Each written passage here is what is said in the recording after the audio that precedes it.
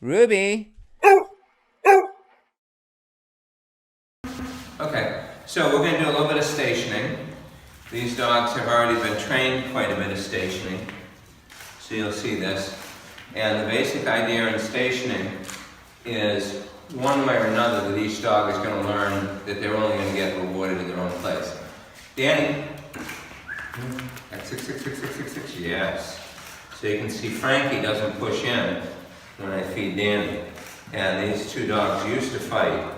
And if if Frankie starts to come in, yes, I just take the food away. Kira, oh good girl. Kira, 6, 6, 6, 6, 6, 6, 6, 6, 6, yes. So you can see that they pretty much wait while Kira comes in because they understand that competing with the other dog, Kira, is not how they get their food. And we can tell who's the least good at this, huh? That would be you. Yeah. But you can see each of the dogs, instead of crushing in, is kind of staying in their own place. Kira, 6, 6, 6, 6, 6, 6, yes. So she can come in and get food, she can leave, whatever she wants to do. But each of the dogs has kind of separated themselves from the others. And I'm feeding the food in a closed hand, like this, so that if the wrong dog tries to get it, I can prevent him from being successful. And if need be, I can bump him a little bit with the back of my hand. Good. So, this is not actually training these dogs to do it. You can see they just kind of fall into it. And at home they might do this with 6 or 7 dogs at one time. Hi, good girl.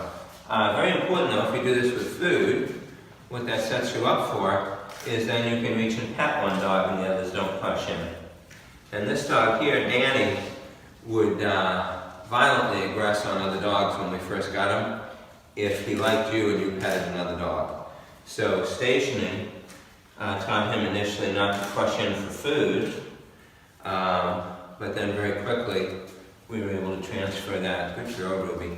We were able to transfer that to touch. So for some dogs, the food would be the more difficult thing. For Danny, food was difficult, but touch was more difficult to share. But even if food was the more difficult thing, I would start with food because it's much easier to teach. What a good boy. Yeah, oh, you didn't get that one. Very good. Look how good Ruby's being. Yes. So Kira did a little bit of reaching in there and nibbling, but she didn't get anything because I had the food in a closed hand. And of course, one of the things this will teach is a kid could come up here and give one of the dogs a piece of food and not get mugged by everybody else. Would you guys like to do this down here?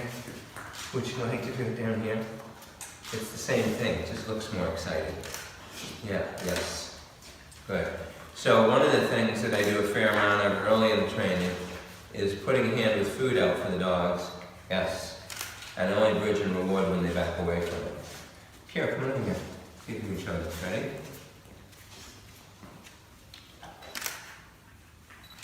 Yes. So as soon as she backs away, I say yes and open the hand. Do the same thing for Ruby. Yes. So the same thing here with Frankie. He's pushing at it, so he's not going to get the food. Yes. As soon as he backs away, he gets it. Can we try that? So I can pay attention to both dogs at the same time. So as soon as Frankie backed away, he got terminal bridge and food. Yes. So Frankie doesn't get confused. Yes.